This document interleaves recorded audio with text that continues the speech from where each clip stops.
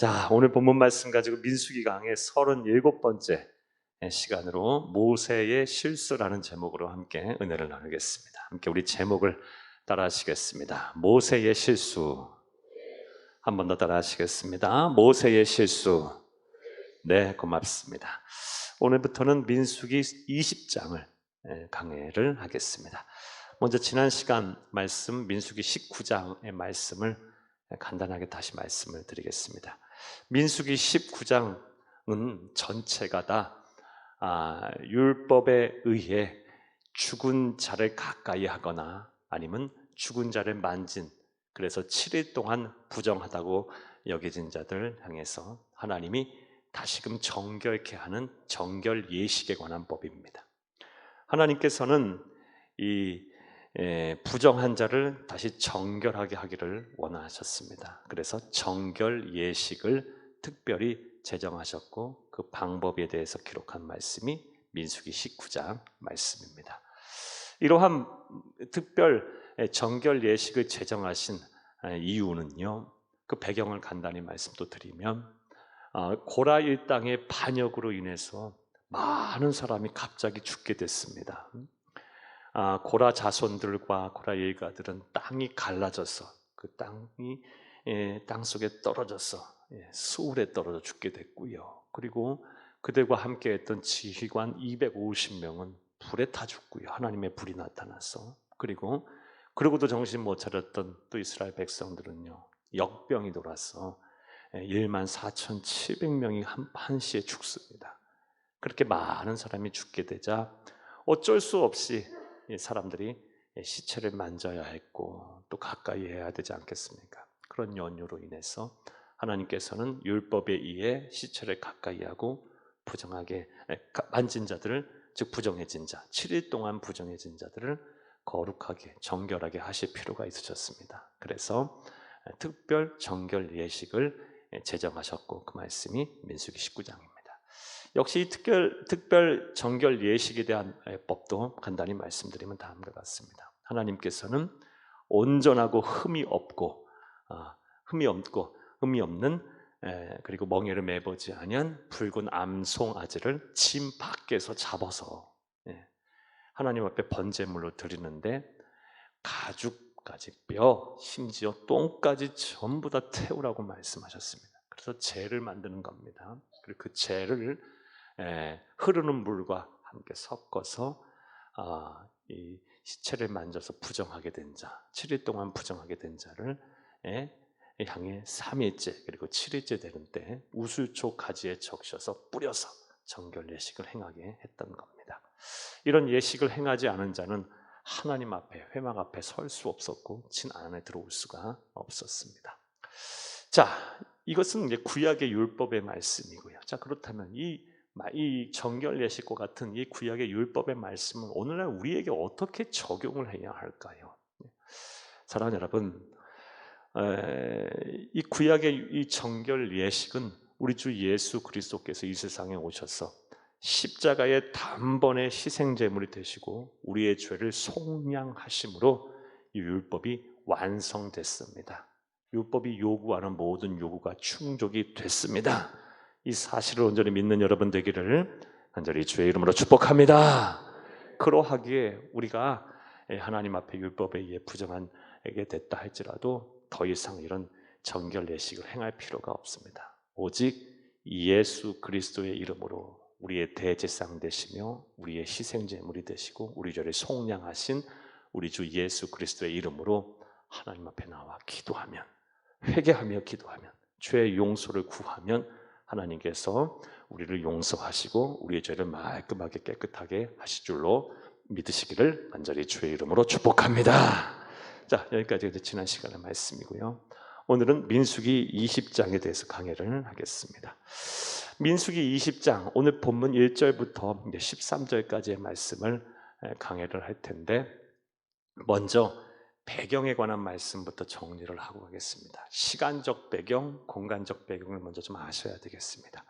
민수기 20장 1절부터 13절 오늘 본문의 시간적인 배경은요, 이제 출애굽한 이후 광야 40년간의 시간을 거의 다 끝난 시점, 거의 다 마친 시점, 이제 가나안 땅 입성을 다시금 앞두고 있는 그 시점의 말씀입니다. 공간적 배경은요, 신광야 가데스라는 곳에서 일어난 사건의 기록입니다. 자, 신광야 가데스가 그렇다면 어떤 곳이었을까요?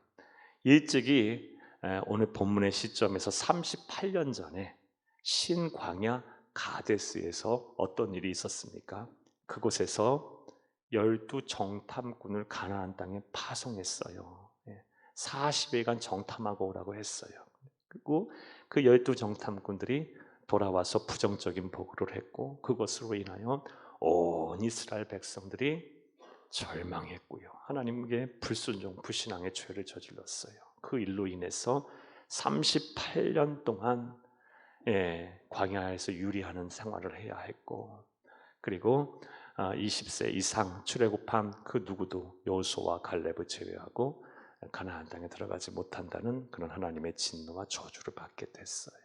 그 일이 38년 전에 본문의 시점에서 있었던 그 장소, 바로 신광야 가데스에 오늘 본문에 보게 되면 출애굽 시점으로 보면 40년 후에 이곳에서 온 이스라엘 백성들이 다시 모이게 됩니다. 그리고 그곳에서 일어난 사건의 기록이 바로 온 본문의 내용입니다. 오늘도 한 줄 한 줄 읽어가면서 하나님 우리에게 주시는 영적인 교훈을 찾겠습니다. 그날의 시간 되기를 간절히 주의 이름으로 축복합니다.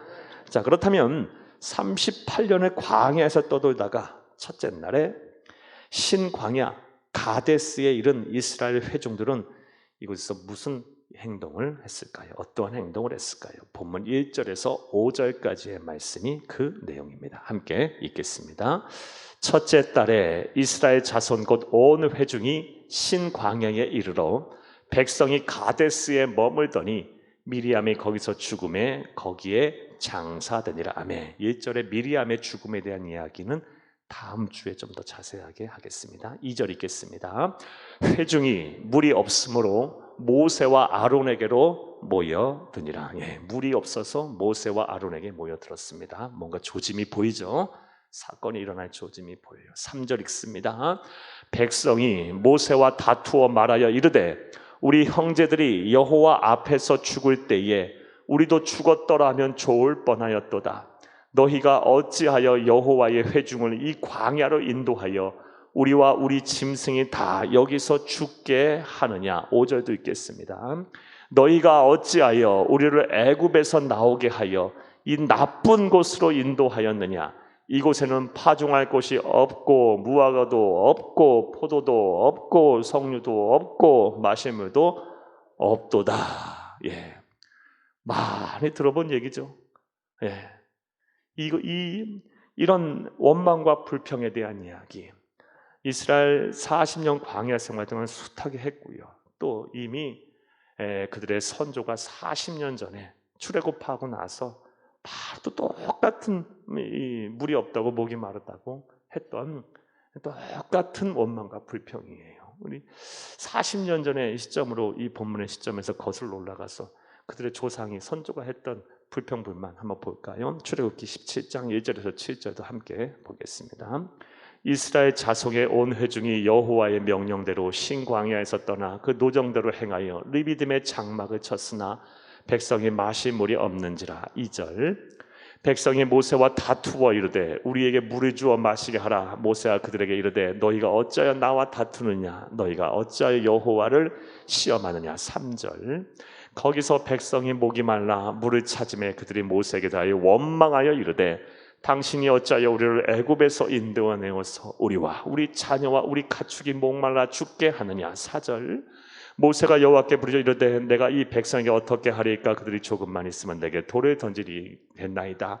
여호와께서 모세에게 이르되 백성 앞을 지나서 이스라엘 장로들을 데리고 나 이 강을 치던 내 지팡이를 손에 잡고 가라. 6절 내가 호렙산에 있는 그 반석이 거기서 내 앞에 서리니 너는 그 반석을 치라. 그것에서 물이 나오리니 백성이 마시리라. 모세가 이스라엘 장로들의 목전에서 그대로 행하니라. 7절 그가 그곳을 주면 마사 또는 무리바라 불렀으니 이는 이스라엘 자손이 다투었으며 또는 그들이 여호와를 시험하여 이르기를 여호와께서 우리 중에 계신가 안 계신가 하였음이더라. 아멘. 똑같은 일을 또 행하고 있어요. 예. 사랑하는 여러분, 이 내러티브, 이 기적의 사건을 입에서 입으로 안 들었겠어요? 후손들이요.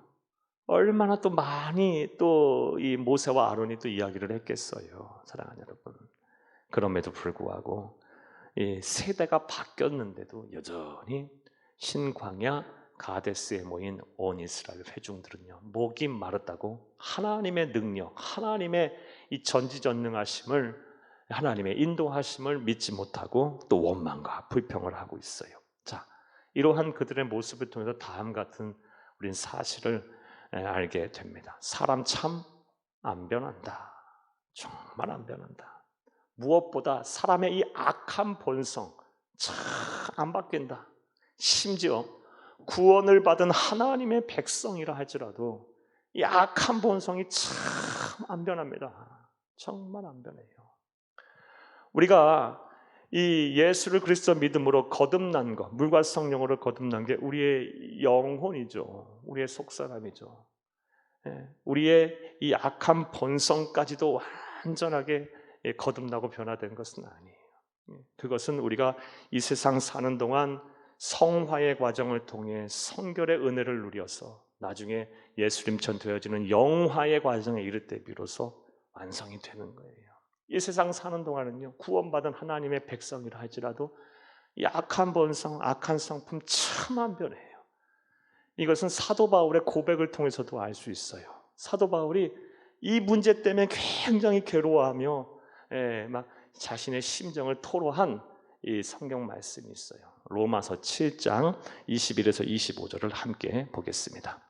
그러므로 내가 한 법을 깨달았노니 곧 선을 행하기를 원하는 나에게 악이 함께 있는 것이로다.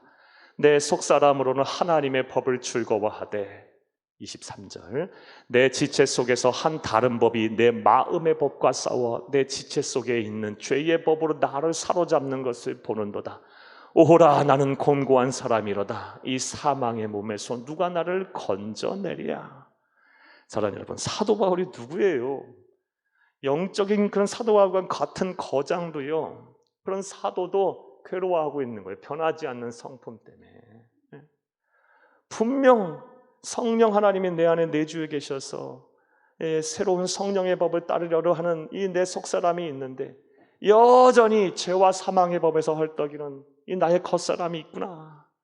이 둘이 항상 싸우는데 대체로 누가 이겨요?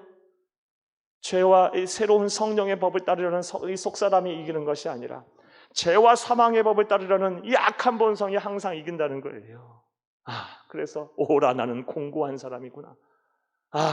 나는 대책이 없는 사람이구나. 난 정말 피곤한 사람이구나. 이 사망의 몸에서 누가 나를 건져내랴. 사랑하는 여러분, 구원받은 하나님의 백성이라 할지라도요, 이 참 버려야 할 이 성품 정말 버리기 쉽지 않습니다. 사람 참 안 변해요. 이게 어찌 보면 진리에 가까운 사실이에요.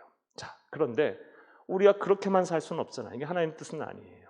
하나님의 뜻은 우리가 자꾸 우리의 믿음이 성숙해서 장성한 어른의 신앙의 분량까지 자라나는 거예요. 그래서 완전하신 우리 주 예수님에까지 이르는 것이 우리 주 예수님의 뜻이고 하나님의 뜻이에요. 자, 그렇다면 우리가 어떻게 하면 이 악한 본성을 변화하여 우리 주 예수님처럼 되어갈 수가 있을까요? 그 답이 무엇일까? 이것에 대해서 이제 말씀드리려면 이제 한이 없어요. 간단하게 말씀드려 볼게요. 사랑하는 여러분, 중생한 이후에도, 그러니까 거듭난 이후에도, 구원을 받은 이후에도 우리가 성결한 삶을 살아서 예수님처럼 되려면요, 답은 하나밖에 없어요. 성령 충만이 답이다. 한번 따라해봐요. 성령 충만이 답이다.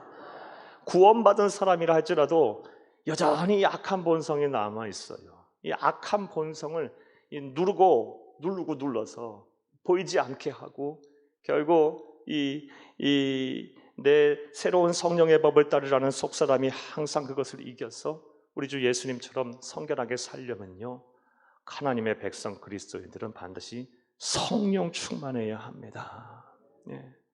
사랑하는 여러분, 성령 충만이 답이에요. 왜? 그래서 왜 그토록 이 목사님들이 이 강단에서 성령 충만해야 합니다, 성령 충만해야 합니다라고 이 말씀을 선포합니까? 그렇지 않고는요, 이 패역하고 음란하고 죄가 많은 세상에서 절대로 하나님의 백성답게 살 수가 없어요. 내 악한 본성이 여전히 죄의 쓴뿌리처럼 자라나서 결정적인 순간에 항상 그것이 새로운 성령의 법을 따르려는 내 이 거듭난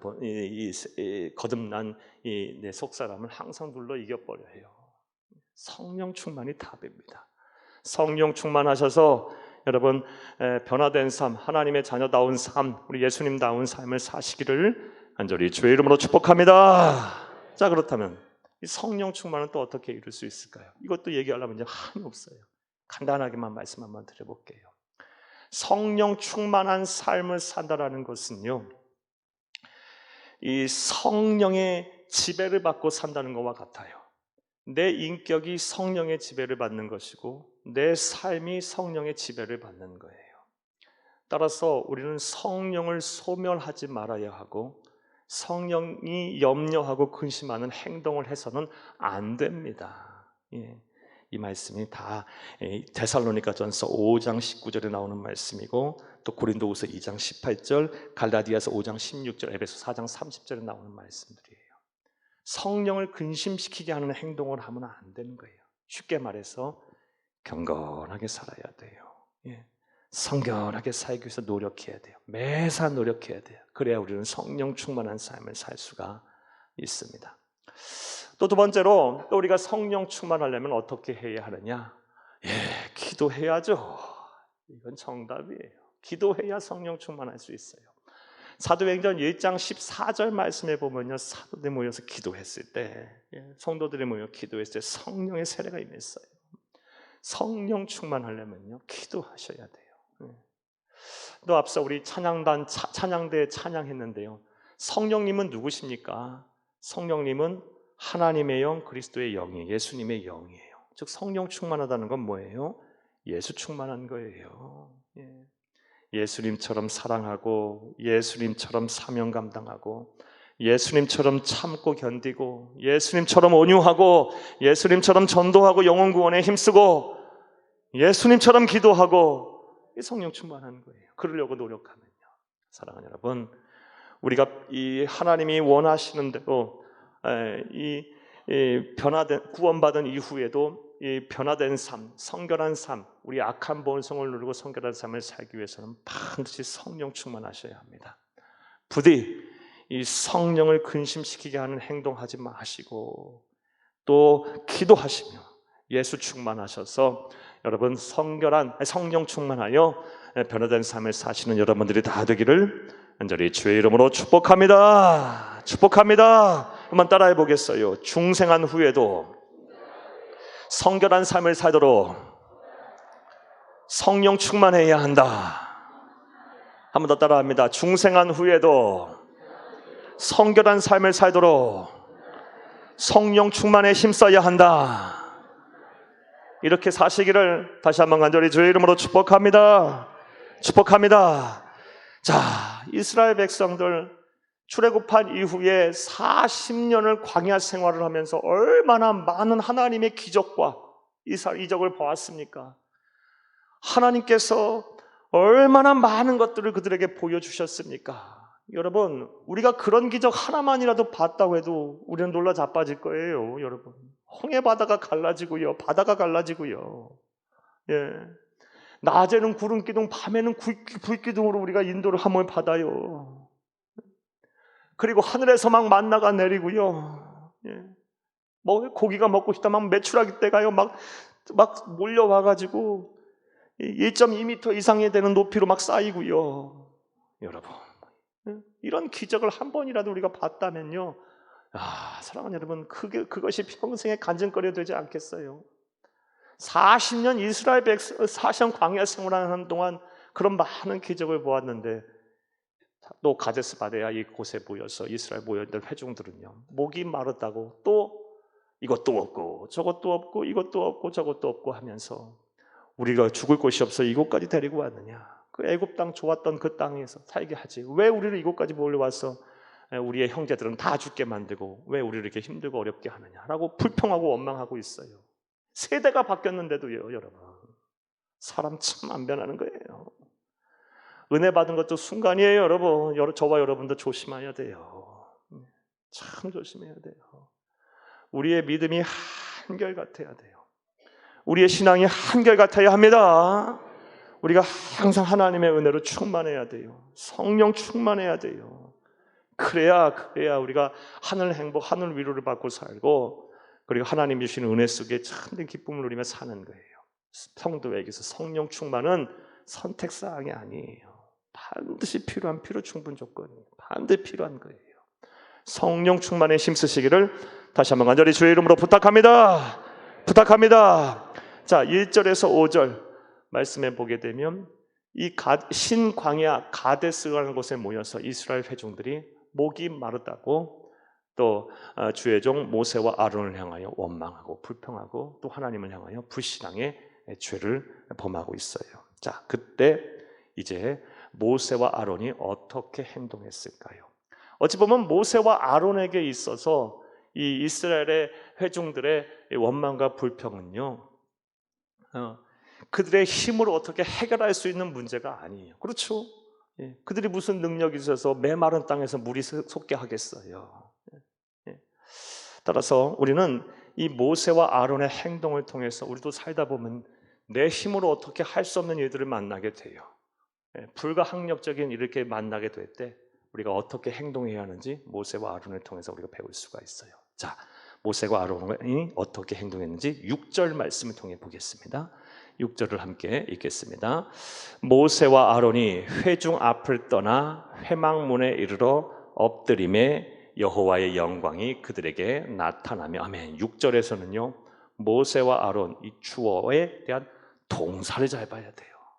첫 번째로 뭘 했어요? 회중 앞을 떠났어요. 떠나.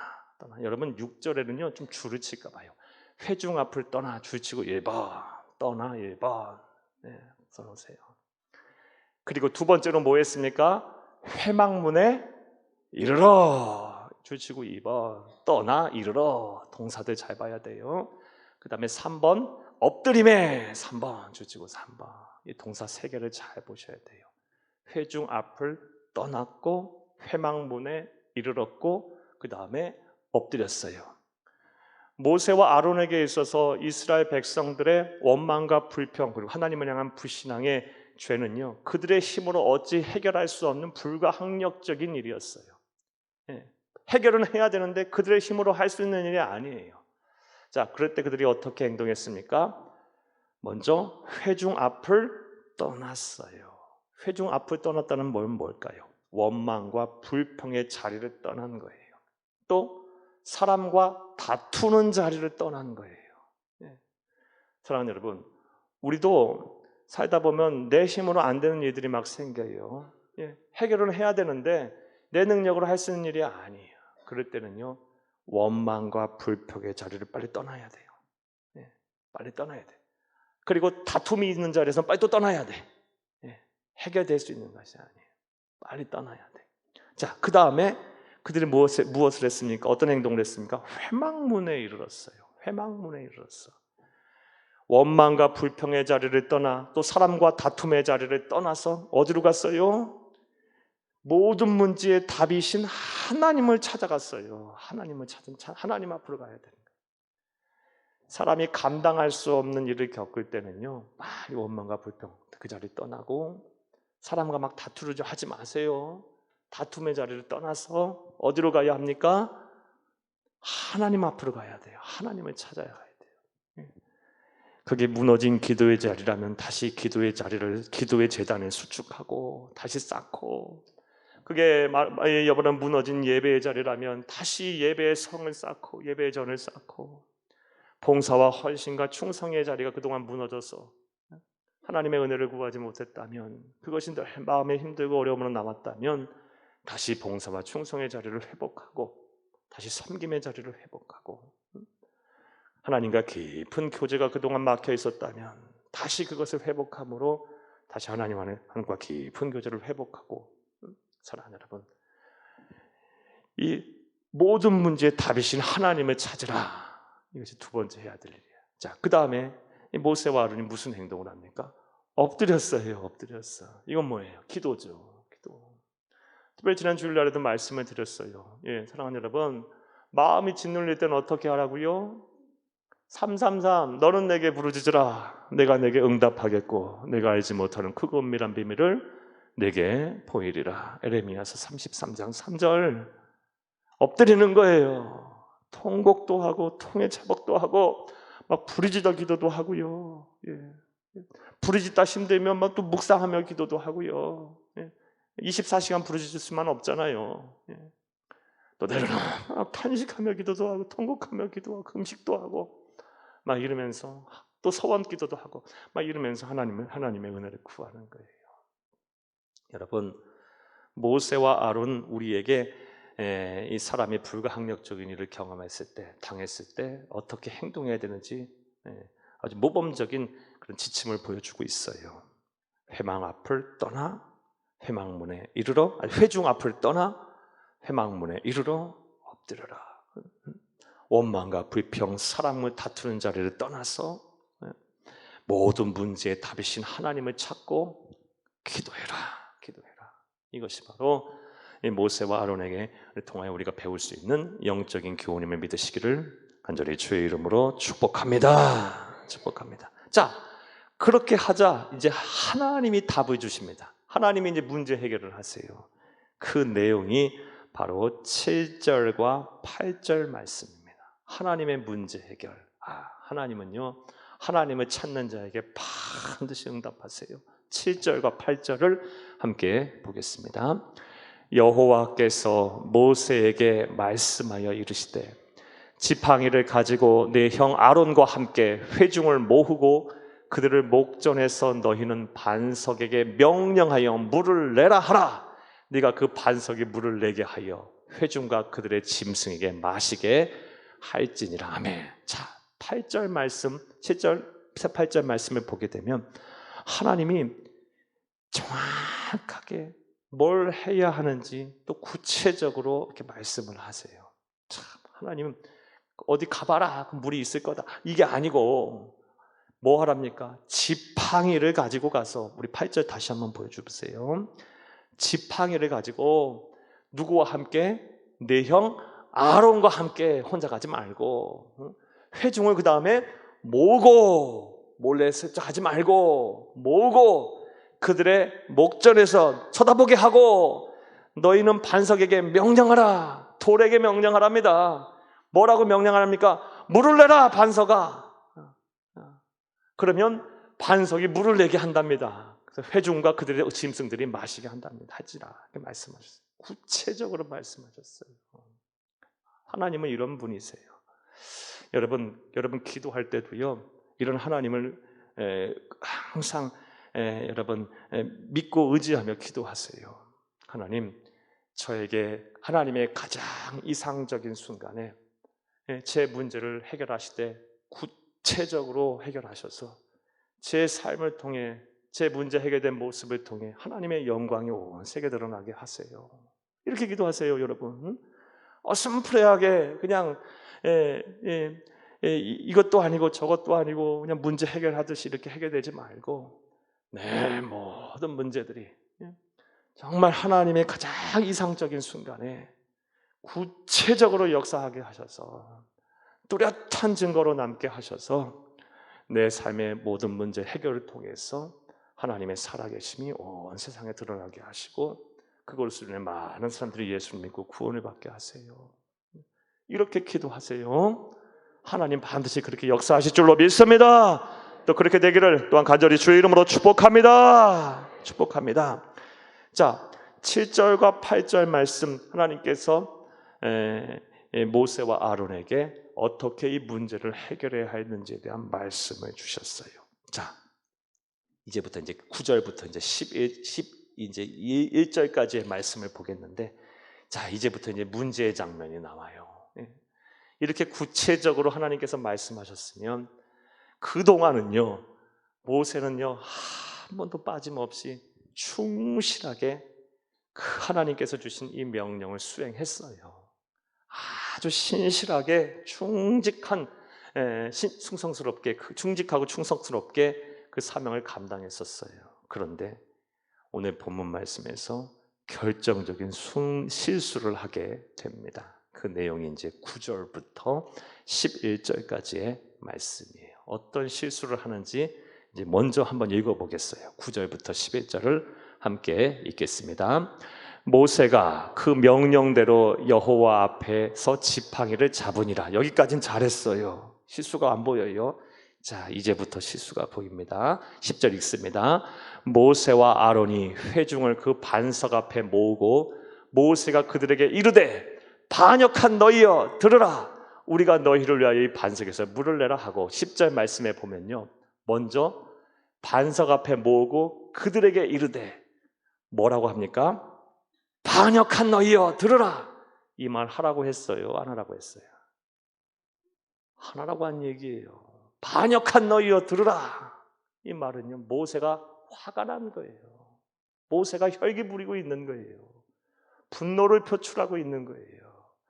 모세는요, 누구에게 지금 원망하고 있는 거예요? 이스라엘 백성들을 향해서 원망하고 불평하고 있는 거예요. 사랑하는 여러분, 따라서 이스라엘 백성들이 모세와 아론 그리고 하나님을 향해 원망하고 불평하는 것과 모세가 이스라엘 백성에게 원망하고 불평하는 것이 뭐가 달라요? 똑같은 죄를 짓고 있는 거예요. 그러니까 분노함으로 결정적인 실수를 합니다. 사랑하는 여러분, 모세의 장점이 무엇이었습니까? 민수기서 12장 3절 말씀에 보면 그의 온유함이 그 지면에서 그보다 승하더라. 그보다 더 높은 사람, 더한 사람이 없었더라 그랬어요. 모세는요, 온유함의 끝판왕이었어요. 온유함. 모세는 아무리 힘들고 어렵고 주위에서 뭐라고 해도 충분히 혈기 부릴 수도 있고 그럴 만한 그런 능력도 되고 위치도 됐지만, 분노할 수 있는 위치도 됐지만, 모세는 그러지 않고 성령 하나님의 길들여져서 참고 견뎠던 사람이에요. 근데 결정적인 순간에 한번 실수를 해요. 끝까지 참았어야 하는데 그렇지 못하고 분노합니다. 반역한 너희여 들으라. 막 이러면서 분노하며 막 화를 내고 있는 거예요. 사랑하는 여러분, 이런 모세의 모습을 보면서 우리는 다음 같은 생각을 하게 돼요. 사람은요, 끝까지 조심해야 돼요. 이제 됐다 싶어도 사랑하는 여러분, 끝까지 늘 깨어있고 성령 충만하게 힘써야 돼요. 이 말씀 한번 보겠어요. 고린도전서 10장 12절을 함께 읽겠습니다. 그런즉 선줄로 생각하는 자는 넘어질까 조심하라. 아멘. 사랑하는 여러분, 이만하면 됐다, 이제 됐다 라고 생각했을 때 그때가 바로 우리의 위기임을 믿으시기를 간절히 주의 이름으로 축복합니다. 이제는 됐다, 이제는 안심이다, 이제는 평안하다, 이제는 걱정 없다. 그럴 때 기도 안 하죠. 그렇죠? 예. 사랑하는 여러분, 우리가 전도 현장을 나가보면 알아요. 좀 아파트가 고급지고요, 평수가 넓고 그리고 좀 사람들이 생각하기에 좋은 아파트라고 생각하는 사람들은 예수 안 믿어요. 참 전도하기 힘들어요. 그런데 상대적으로 그렇지 못한 곳에 가면요, 그렇게 마음의 문들이 열려 있어요. 갈급해해요. 이만하면 됐다, 이제 안전하다, 이제 좀 쉬자. 그럴 때가 바로 사탄 마귀가 우는 사자와 같이 삼킬자를 찾고 광명한 천사처럼 찾아와서 미혹한다 그랬는데, 바로 사탄 마귀가 여러분에게 찾아와서 여러분의 심령에 견고한 진을 틀 거예요. 그러기에 선주를 생각하는 사람은 넘어질까 조심하라는 이 말씀 잘 기억하고 끝까지 성령 충만하게 힘쓰시기를 간절히 주의 이름으로 축복합니다. 모세가 끝까지 그렇게 온유하던 사람이요, 여기서 실수를 해요. 반역한 너희 하며 막 불같이 화를 내요. 첫 번째 실수는요, 이스라엘 백성처럼 원망하고 분노하는 실수를 해요. 또 10절을 다시 한번 읽겠습니다. 또 어떤 실수를 했을까요? 10절입니다. 모세와 아론이 회중을 그 반석 앞에 모으고 모세가 그들에게 이르되 반역한 너희여 들으라. 우리가 너희를 위하여 이 반석에서 물을 내려 하고 이 말씀도 문제가 많아요. 우리가 너희를 위하여 이 반석에서 물을 내랴? 우리가 누굴 말해요? 모세와 아론이죠. 물을 내는 사람은 누굽니까? 물을 내는 주체가 누굽니까? 하나님이시죠. 그런데 모세와 아론은 자기들이 물을 낸다고 하고 있어요. 사랑하는 여러분, 마땅히 하나님께 가야 할 영광을 모세와 아론 자기들이 가로채고 있는 거예요. 이거 큰 일이죠. 큰 일. 하나님께서 이거 결정적으로 이 문제를 걸고 넘어가세요. 사랑하는 여러분, 우리도 살면서 이거 참 조심해야 돼요. 하나님 흉내내게 하면 안 돼요. 하나님 흉내내게 하면 안 되고 마땅히 하나님께 돌려야 할 영광을 내가 가로채서는 안 돼요. 참 조심해야 돼요. 이러한 이 모세의 모습을 시편 기자는요 다음과 같이 표현하고 있어요. 여러분 써드린 나눠드린 이 인물에는요 시편 106편 3절이라고 되어 있는데 33절이에요. 여러분 함께 읽겠습니다. 시편 106편 33절입니다. 이는 그들이 그의 뜻을 거역함으로 말미암아 모세가 그의 입술로 망령되이 말하였음이니라. 아멘. 그의 입술로 망령되이 말하였다. 사랑하는 여러분, 우리가 세상을 살면서요 특별히 신앙인들 오랫동안 신앙생활하고 참 많은 하나님의 은사를 받고 또 많은 성령의 체험들을 한 사람 특별히 조심해야 돼. 우리의 입이 망령돼서 하나님의 영광을 가로채고 주의 이름을 망령되게 걷는 거, 이런 거 참 조심해야 돼요. 저도 참 조심하려고 노력을 해요. 이런 순간 이럴 수 있어요. 구원받으라, 성령 받으라, 은혜 받으라. 구원받고 성령 받고 은혜 받는 건 제가 주는 게 아니거든요. 물론 권유형, 총유형으로 이렇게 말할 수 있겠지만요, 하나님이 베푸시는 은혜죠. 제가 하는 은혜는 아니잖아요. 말씀의 전달자일 뿐이죠. 근데 마치 목사가 구원을 베풀고 은혜를 베풀고 성령을 은사를 베푸는 사람인 양 말할 수 있어요. 충분히 그럴 수 있어요. 하나님의 영광을 가로채는 거죠. 하나님이 흉내내게 하는 거죠. 사랑하는 여러분, 우린 참 조심해야 돼요. 이 외에도 우리의 삶의 자리에서, 신앙의 자리에서 하나님 흉내내게 하면 절대로 안 돼요. 하나님께 가야 할 영광은 하나님께 돌려야 돼요. 세상 살면서 하나님께서 여러분에게 얼마나 많은 일들을 하게 하셨습니까? 그리고 얼마나 많은 감사를 하게 하셨습니까? 그 감사를 여러분의 능력으로 행했다. 그 일들을 여러분의 능력으로 해냈다고 여기지 마세요. 마땅히 하나님께 돌려야 될 감사는 하나님께 돌리세요. 여러분의 입으로 찬양하세요. 여러분의 이름으로 하나님께 영광을 돌리세요. 먼저. 그리고 여러분이 할 수 있는 일로 하나님께 영광을 갚으세요. 그렇게 하는 것이 바로 성도의 본분이고 그리스도인의 삶을 믿으시기를 간절히 주의 이름으로 축복합니다. 축복합니다. 두 번째는요, 하나님께 돌아갈 영광을 그들 자신들이 가로챘어요. 우리가 너희를 위해서 물을 내랴? 아니죠. 하나님이 하실 일이죠. 자, 세 번째, 모세가 또 어떤 결정적인 실수를 했을까요? 11절에 나옵니다. 우리 11절을 함께 읽겠습니다. 모세가 그의 손에 들어 그의 지팡이로 반석을 2번 치니 물이 많이 솟아나므로 회중과 그들의 짐승이 마시니라. 아멘. 하나님께서는요 물을 내는 방법으로 어떤 것을 구체적으로 말씀하셨어요? 반석을 향하여 명령하라 그랬어요. 명령하라고. 반석아 물을 내라. 그럼 물이 나올 것이다 그랬어요. 그런데 모세는 어떻게 해요? 승질 나갔고요 지팡이로 반석을 2번 내려쳐요. 그런데도 하나님은 모세 체면 살려주려고, 이스라엘 백성 살게 하려고 하나님께서 많이 참고 은혜를 베푸신 거예요. 하나님 여러분, 훗날 이후에 이어지는 말씀에 보면 그것도 하나님께서 지적하세요. 왜 불순종하느냐? 왜 불순종하느냐? 명령하라 그랬지 지팡이로 승질났다고 2번 치라 그러지 않으셨어요. 불순종이에요. 불순종. 그가 행했던 불순종이에요.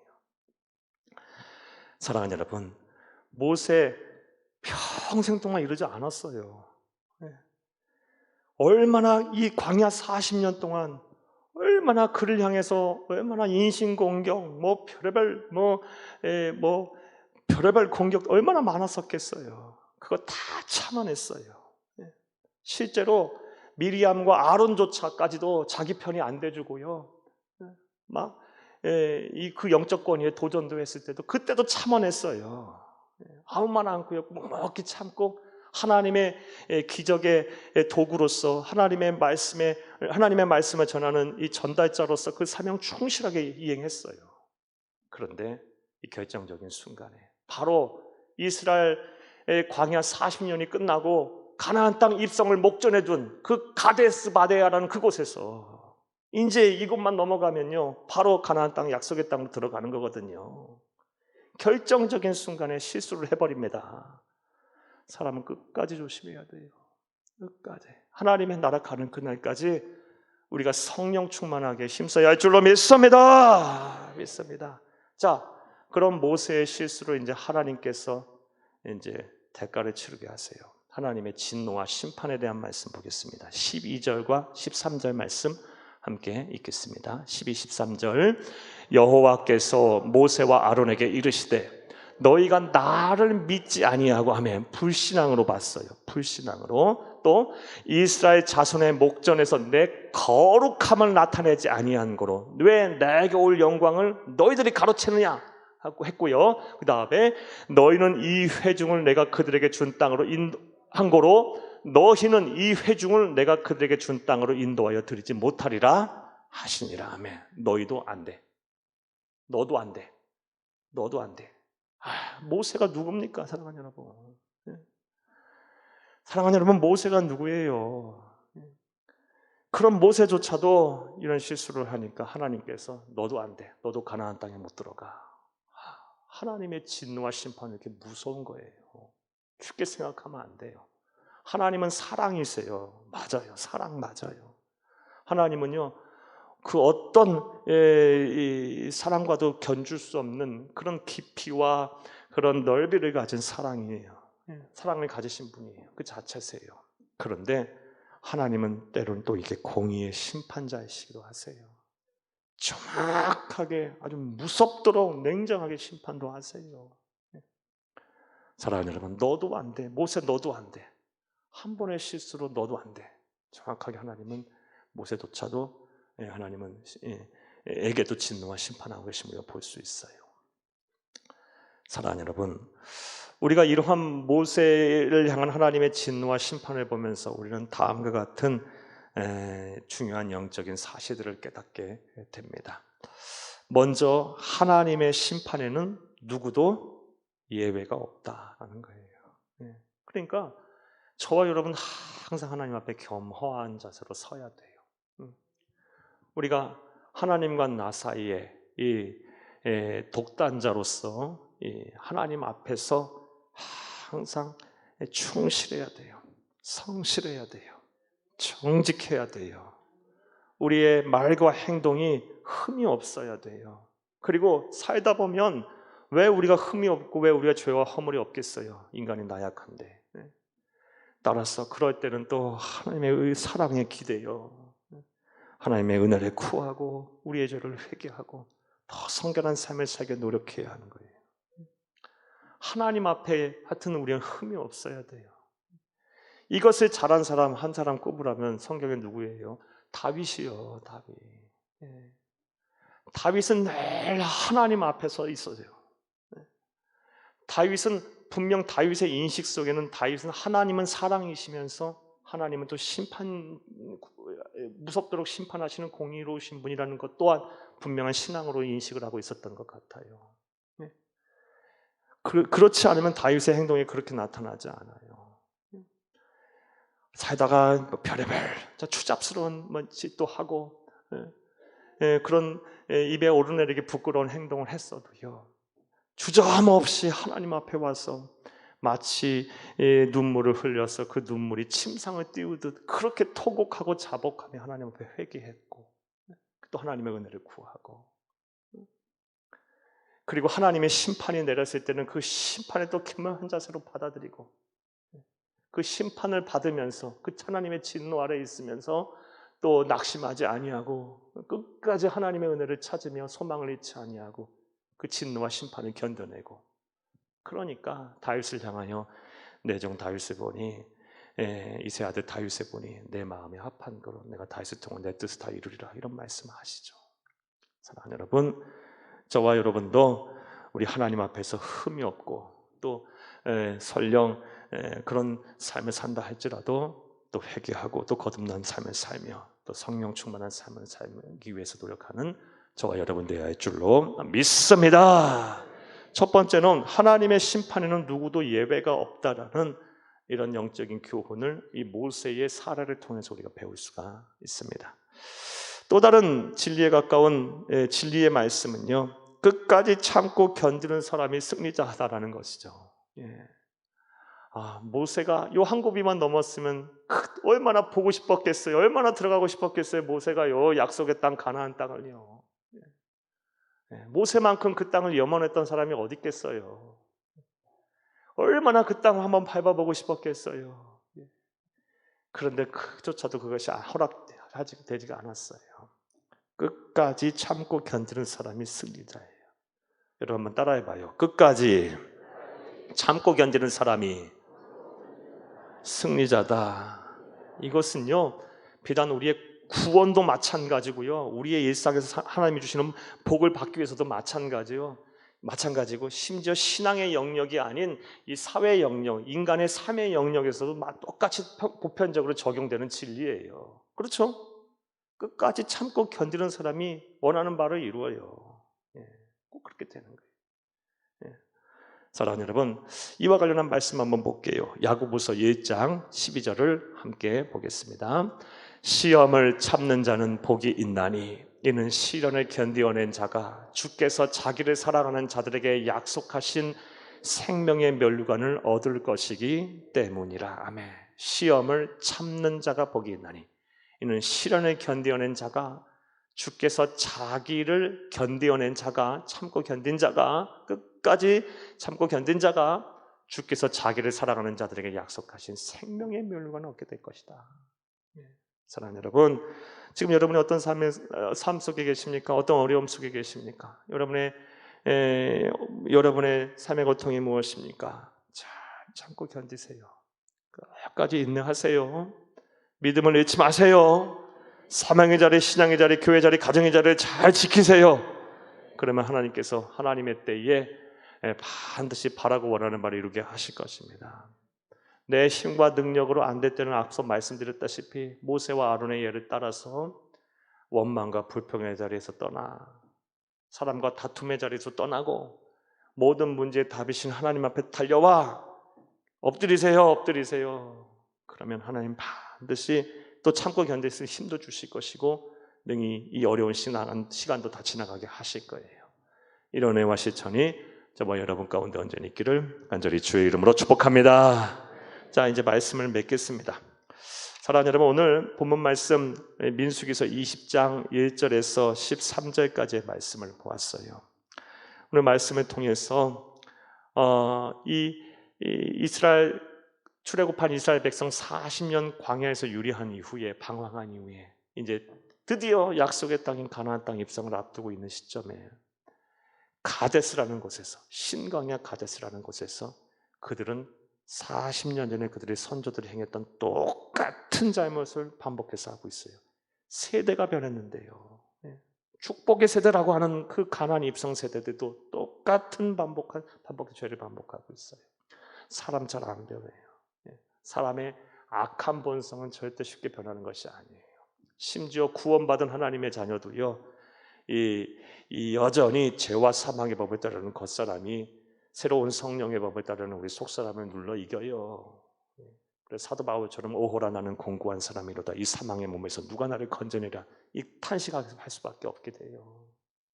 그러므로 성령 충만이 답이다. 잊지 마세요. 성령 충만은요, 하나님의 나라 가는 그날까지 해야 하는 거예요. 예수 충만하기 위해서 노력하시고 성령의 소욕에 이끌려 살게 노력하시고 기도 쉬는 죄를 범치 마시기를 간절히 주의 이름으로 축복합니다. 따라해봐요. 충생한 후에도 성결한 삶을 살도록 성령 충만에 힘써야 한다. 오늘 저와 여러분이 들을 하나님의 음성, 첫 번째 음성이에요. 또 사람이 살다가 불가항력적인 일을 만날 때 모세와 아론처럼 원망과 불평의 자리를 떠나 사람과 다툼의 자리도 떠나 문제 해결의 답이신 하나님 앞에 이르러 엎드리시기를 간절히 바랍니다. 이 또한 저와 여러분이 들을 때 두 번째 하나님의 음성이에요. 사랑하는 여러분, 그리고 모세의 사례를 통해서 끝까지 참고 견디는 자가 승리자임을 알았어요. 그토록 충실하고 성스럽게 주가 주신 사명 잘 감당하던 모세도 한순간에 실수를 하니까 하나님이 너도 아니다라고 말씀하고 계세요. 너도 그 땅 못 들어간다. 사랑하는 여러분, 이런 무섭도록 공의롭게 심판하시는 그 하나님을 우리가 믿고 섬기는 하나님을 알고 여러분 부탁드리기로는 사랑하는 여러분 끝까지 믿음 잘 지키시기를 다시 한번 간절히 주의 이름으로 축복합니다. 이것이 오늘 저와 여러분이 들어야 될 마지막 하나님의 음성입니다.